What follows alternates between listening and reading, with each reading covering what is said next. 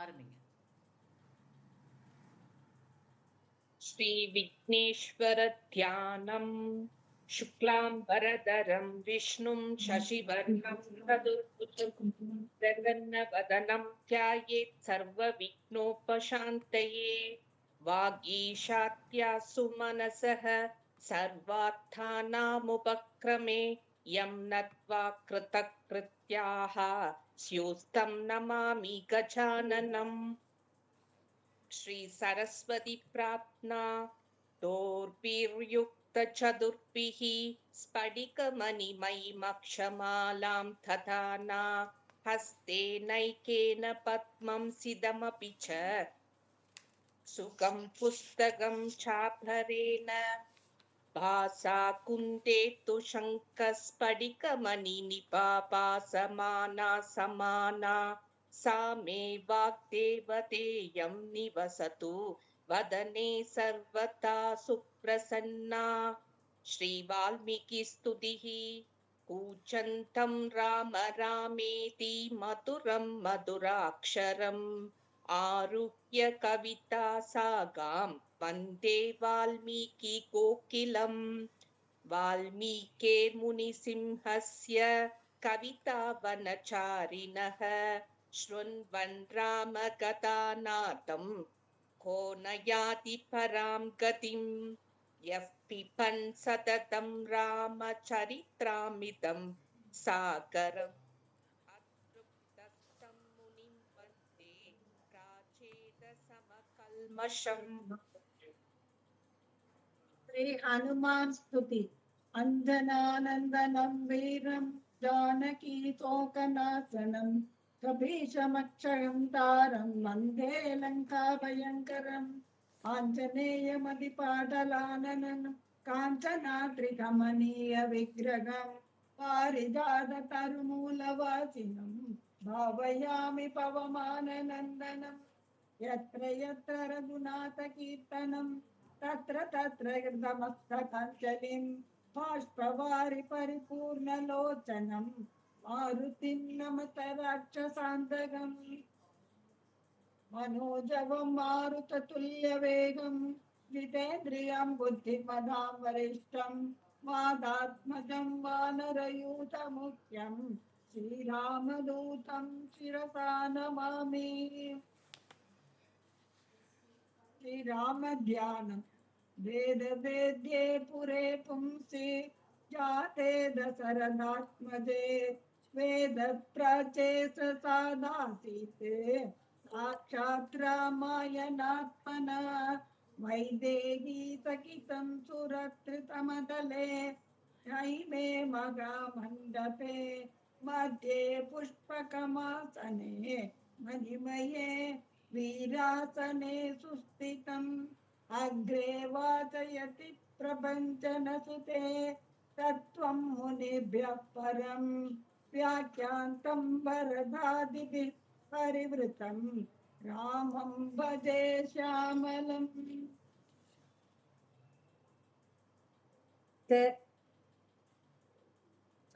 संक्षेपरामायणं तपस्वाध्यायनिरतं तपस्वी वाग्विताम्बरं नारदं परिपप्रच्छ वाल्मीकिर्मुनिपुङ्गवम् कोऽन्वस्मिन् साम्प्रतल्लोके गुणवान् कश्च वीर्यवान् धर्मज्ञश्च कृतज्ञश्च सत्यवाक्यो दृढव्रतः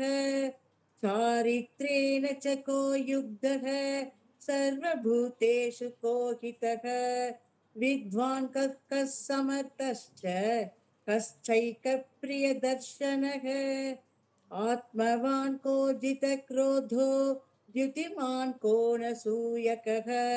कस्य बिप्यति देवाश्च जातरोषस्य संयुगे। एकशिक्षाम्यहं श्रोतुं परं कौतूहलं हि मे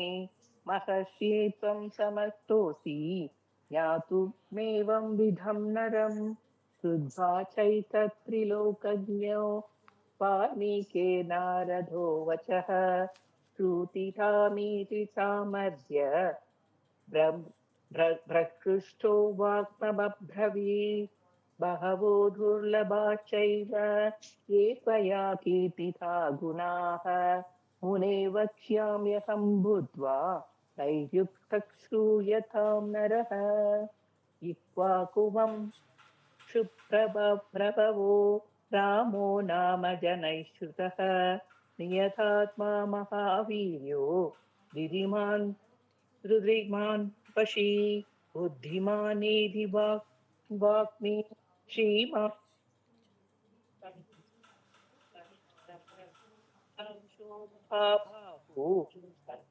ग्रीवो महाहनुः महोरस्को महेश्वासो गूढराच्चुरिन्द्रमः आजानुबाहु सुशिराः सुललाटसुविक्रमः समसमविभक्ताङ्गः स्निग्धवर्णप्रतापवान् पीनवक्षा विशालाक्षो लक्ष्मीवान् शुभलक्षणः धर्मज्ञः सत्यसन्ध्यश्च प्रजानां च हिते रतः यशस्वी ज्ञानसम्पन्नः शुचिर्वश्य समाधिमान् प्रजापतिः समश्रीमान् धाता रिपुनिषूदनः रक्षिता जीवलोकस्य धर्मस्य परिरक्षिता रक्षिता स्वस्य धर्मस्य स्वजनस्य च रक्षिता वेदांग तत्त्वज्ञो धनुर्वेदे च निष्ठितः सर्वशास्त्रार्थतत्त्वज्ञः स्मृतिमान् प्रतिभानवान् सर्वलोकप्रियः साधुः अदीनात्मा विचक्षणः सर्वदा विगतः सद्भिः समुद्रैव सिन्धुभिः आर्यः सर्वसमश्चैव सदैकप्रियदर्शनः स च सर्वगुणोपेतः कौसल्यानन्दवर्धनः समुद्रैव गाम्भीर्ये धैर्येण हिमवानिव विष्णुना सदृशो वीर्ये सोमवत्प्रियदर्शनः कालाग्निसदृशक्रोधे क्षमया पृथिवी समः धनदेन समस्त्यागे सत्ये धर्म इवापरः तमेवं गुणसम्पन्नं रामं सत्यपराक्रमम् ज्येष्ठं श्रेष्ठगुणैर्युक्तं प्रियं दशरथः सुतं प्रकृतीनां हितैर्युक्तं रघुद्रिप्रियकाञ्जया यौवराजेन संयोक्तुम् ऐच्छत् प्रीत्या महीपतिः तस्याभिषेकसम्पारान् दृष्ट्वा पार्यात कैकेयी पूर्वं तत्तवरा देवी वरमेण मया चत विवसानं च रामस्य वरदस्याभिषेचनं स सत्यवचनाद्राजा धर्मभाषेण चयतः विवासयामास सुतं रामं दशरथं प्रियं सजगाम वनं वीरः प्रतिज्ञामनुबालयन् पितुर्वचन निर्देशात् कैकेय्या प्रियकारणात् संवृचन्दं प्रियोत्राद लक्ष्मणोऽनुचकामः स्नेहात् प्रणयसम्पन्नः सुमित्रानन्दवर्धनः राधरं दयितो भ्रातुः सौप्रात्मामनुदर्शयन् रामस्य दयिता भार्या नित्यं प्राणसमाहिता जनकस्य कुले जाता देवमायेव निर्मिता सर्वलक्षणसम्पन्ना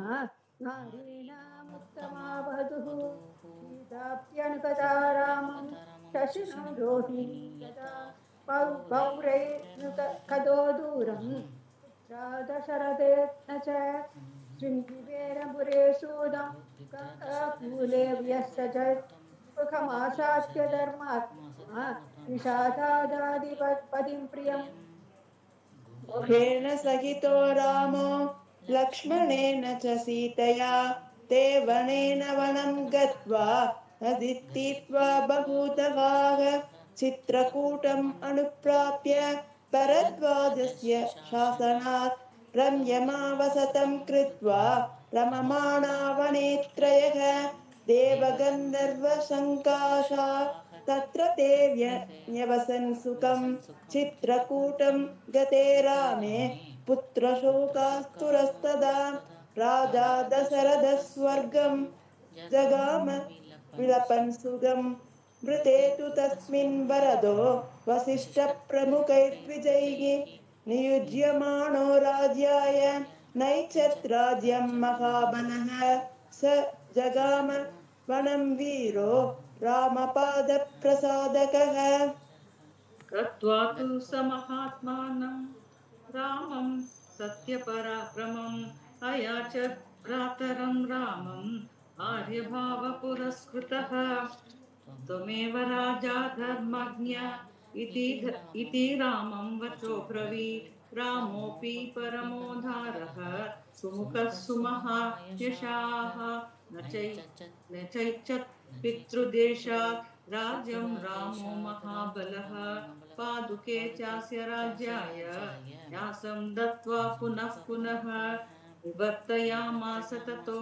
भरतं भरताग्रजः सकाममन्वाप्यैव रामपादवपुस्पृशन् नन्दिग्रामे करोद्राजं रामगमनकाङ्क्षया गते तु भरते श्रीमान् सत्यसन्धो जितेन्द्रियः रामस्तु पुनरालक्ष्य नागरस्य जनस्य च तत्रागमनमेकाग्रो दण्डकान् प्रविवेशः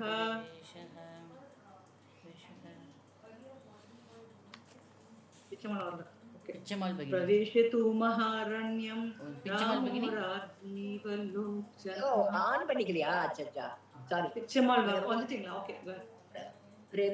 प्रविश्यतु महारण्यं रामो राजीवलोचनः विराडं राक्षसं हत्वा चरबङ्कं तदर्शः सुतीक्ष्णं साभ्यगच्छत्यं च अगस्त्यप्रादारं तदा अगस्त्यवचनात् चैव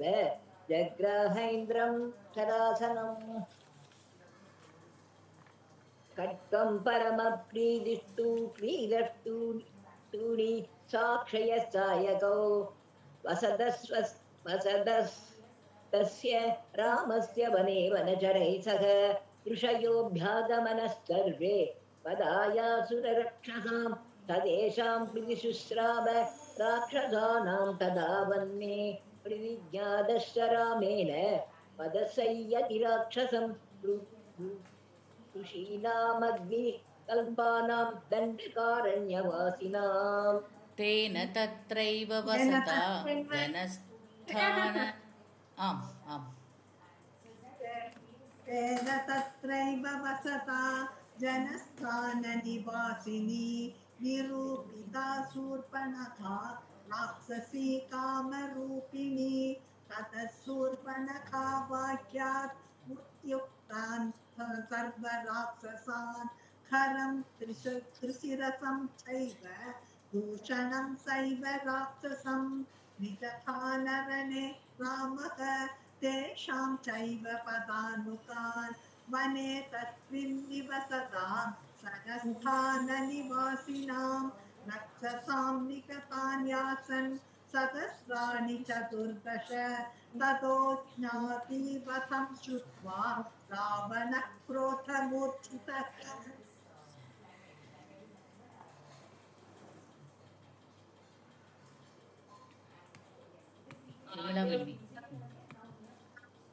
आरीदं नाम राक्षसं वार्यमाणः आरीचेन स रावणः न विरोधो बलवता क्षमो रावणतेन ते अनादृत्य तु तद्वाक्यं रावणः कामनचोरः जगामसमारीचः तस्याश्रमपदं तदा दूरम् अपवाह्य नृपात्मजौ जहार भार्या रामस्य गृद्धं हत्वा जटायुषम् निहितं दृष्ट्वा वृत्ताश्रुत्वा च मैथिलीं राघवशोकसन्तप्तः विलपाकुलेन्द्रियः ततस्तेनैव शोकेन गृन्दं दग्ध्वा जटायुषम् मार्गमानो वने सीतां राक्षसं ददर्शः मार्गमानो वने सीतां राक्षसं सन्ददर्शः कबन्धं रामरूपेण विकृतं घोरदर्शनं तं निहत्य महाबाहो ताताह स्वर्गदर्शसः ससाच्यत कथयामास शबरीं धर्मचारिणीं श्रमणां धर्मनिपुणा अभिगच्छेति राघवं सोऽप्यगच्छन् महातेजाः शबरीं शत्रुशूदः सबर्या भूजितः सम्यक् रामो दशरथात्मजः पंभातीरे हनुमता संगतो वानरेणः हनुमद्वचनाच्चैव सुग्रीवेन समागतः सुग्रीवाय च तत्सर्वं संशद्रामो महाबलः आदितस्तद्यथा वृत्तं सीतायाश्च विषेतः सुग्रीवश्चापि तत्सर्वं श्रुत्वा रामस्य वानरः सकार सत्यं रामेण प्रीतश्चैवाग्निसाक्षिकम् ततो वानरराजेन वैरानुकथनं प्रति रामाय वेदितं सर्वं प्रणयात् दुःखितेन च प्रतिज्ञातं च रामेण तदा वालिवधं प्रति वालिनश्च बलं तत्र कथयामास वानरः सुग्रीवः सङ्गीतश्चासीन्नित्यं वीरेण राघव प्रत्ययाप्तं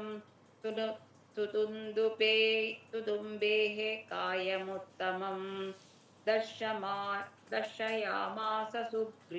सुग्रीवो महापर्वतसन्निभम् कुस्मयित्वा महाबाहुः प्रेक्ष्य सास्ति महाबलः पादाङ्गुष्ठेन चिक्षेप सम्पूर्णं दशयोजनं बिभेद च पुनस्तालान् सप्तैकेन महेशुना गिरिं रसातलं चैवं जनयन् प्रत्ययं तदा ततः प्रीतमनास्तेन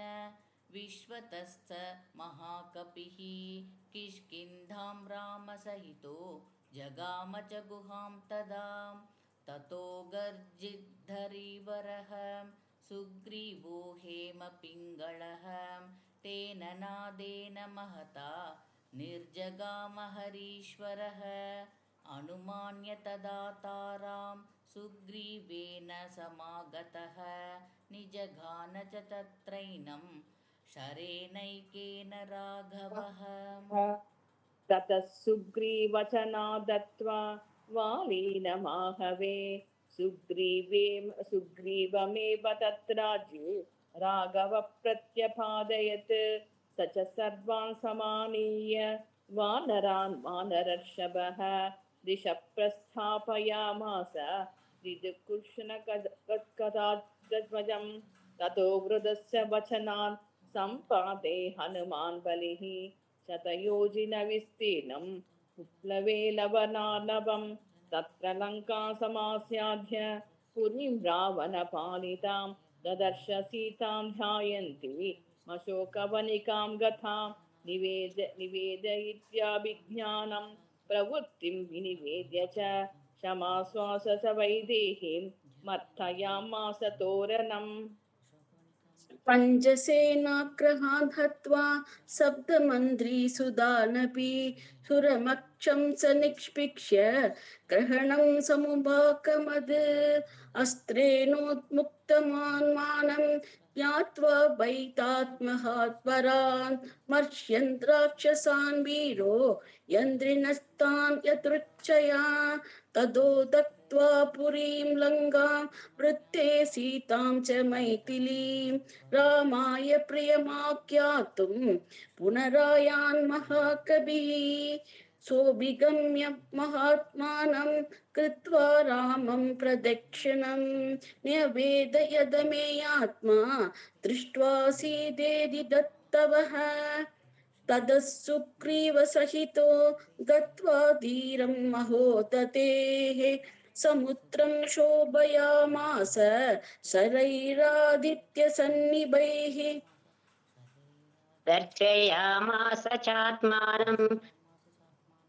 समुद्रसरितां पतिः समुद्रवचनैव नलं हेतुमकारयत् तेन गत्वा पुरीं लङ्कां हत्वा रावणमाहवे रामं सीतमनुप्राप्य परां व्रीडमुपागमत् तामुवाच ततो रामः पुरुषं जनसंसदि अमृष्यामाणसा सीता विवेशज्वलनं सती ततोऽग्निवचनान् सीतां ज्ञात्वा विगतकल्मषां भवौ रामः सम्प्रदुष्टा पूजितः सर्वदैवतैः कर्मणा तेन महता त्रैलोक्यं सचराचरं सदेवर्षिगणं तुष्टं राघवस्य महात्मनः अभिषिच्य च लङ्कायां राक्षसेन्द्रं विभीषणं कृतकृत्यस्तदा रामो विजज्वरः प्रमुमोदः देवताभ्यो वरं प्राप्य समुत्थाप्य च वानरान् अयोध्यां प्रतिस्थो रामः पुष्पकेन सहृद्वृतः भरद्वाज आश्रमं गत्वा रामः सत्यपराक्रमः भरतस्यान्तिकं रामः हनुमन्तं व्यसर्जयत् पुनराख्यायिकं जल्पन् सुग्रीवः सहितस्तदा पुष्पकं तत्समारुह्य नन्दिग्रामं ययौ तदा नन्दिग्रामे जटा हित्वा भ्रातृभिः सहितो नगः रामसीतामनुप्राप्य राज्यं पुनरवाप्तवान् प्रहृष्टो मोदितो लोकः तुष्टः पुष्टः सुधार्मिकः निरामयो यारोगश्च दुर्भिक्षभयवर्जितः न पुत्र मरणं किञ्चिद् रक्षयन्ति पुरुषाः क्वचित् नार्यश्च चाविद्वा नित्यं भविष्यन्ति पतिव्रताः न चाग्निजं भयं किञ्चित् नाप्सु मञ्जन्ति जन्तवः न वातजं भयं किञ्चित् नापि ज्वरकृतः तदा चापि क्षुद्धभ्यं भयं तत्र न तस्करभयं तथा नगराणि च राष्ट्राणि धन्यधान्ययुतानि च नित्यं प्रमुदिताः सर्वे यथा कृतयुगे तथा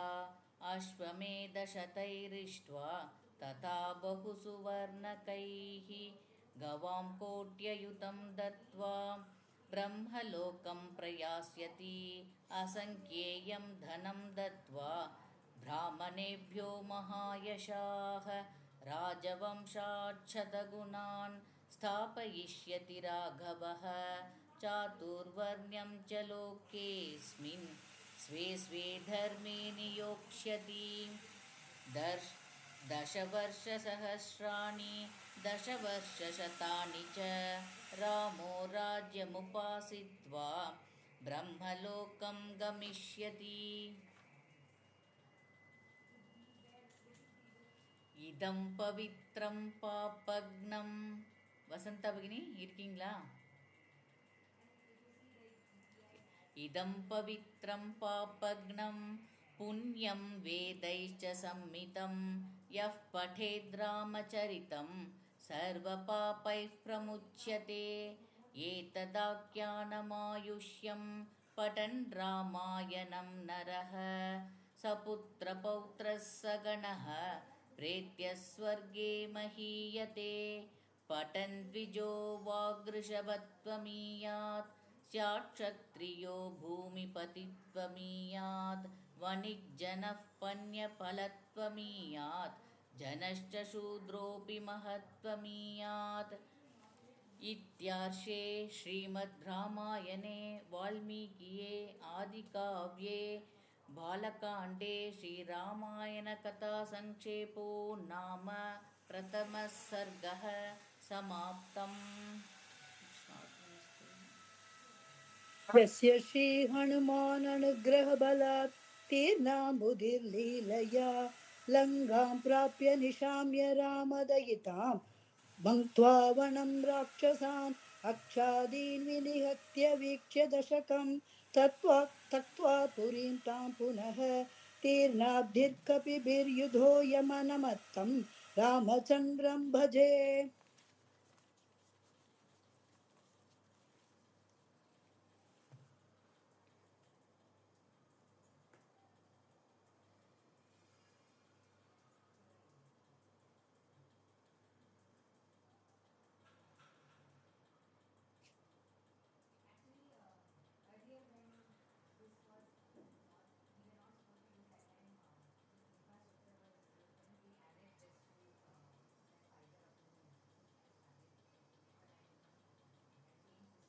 गुरुजी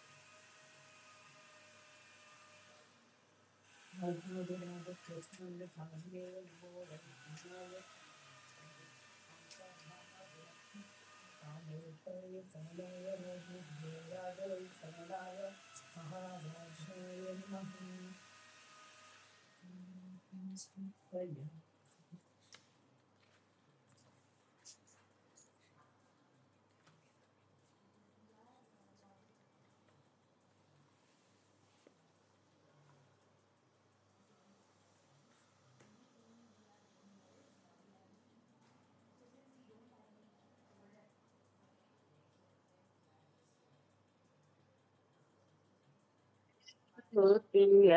ಶ್ರೀರಾಮಗೆ ನಾರಿಯರು ಬೆಳಗುವೆವು ರಾಮ ರಾಮ ಎಂದು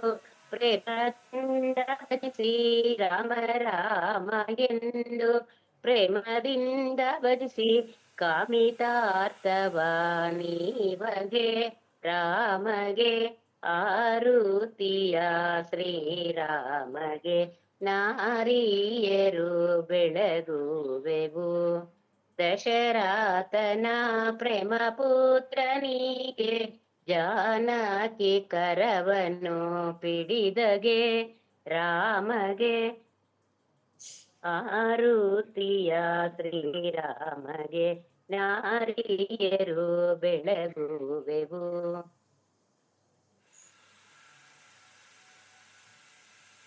பக்தி கொஞ்சம் கேமரா டிப் பண்ணுங்க, தெரியல ஆக்சுவலி சாமி. இப்ப சரியா இட்ஸ் பெட்டர். யா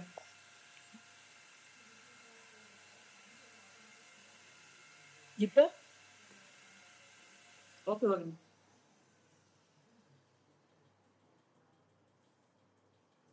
रामचन्द्राय जनकराज मनोहराय मामक वेटदाय महितमङ्गलम् रामचन्द्राय जनक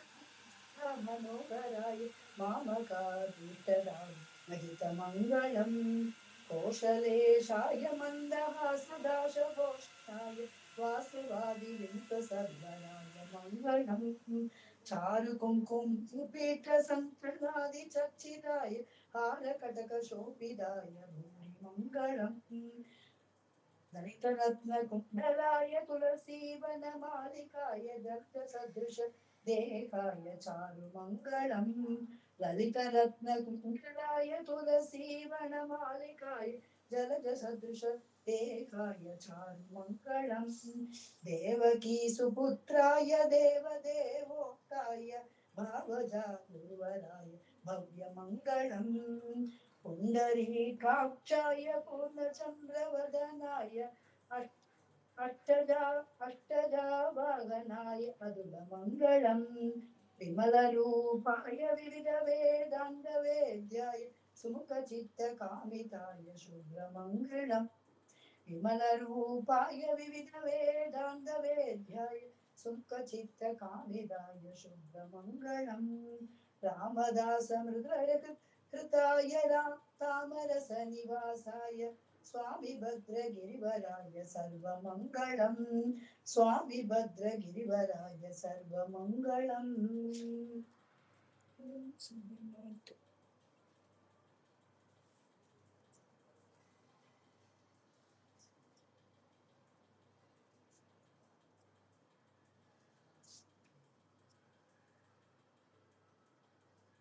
ॐ सर्वे भवन्तु सुखिनः सर्वे सन्तु निरामया सर्वे भद्राणि पश्यन्तु मा कच्चित् दुःखभाग् भवेत् ॐ शान्ति शान्ति शान्तिः ॐ पूर्णमदः पूर्णमिदं पूर्णात् पूर्णमुदच्यते पूर्णस्य पूर्णमादाय पूर्णमेवावशिष्यते ॐ शान्ति शान्ति शान्तिः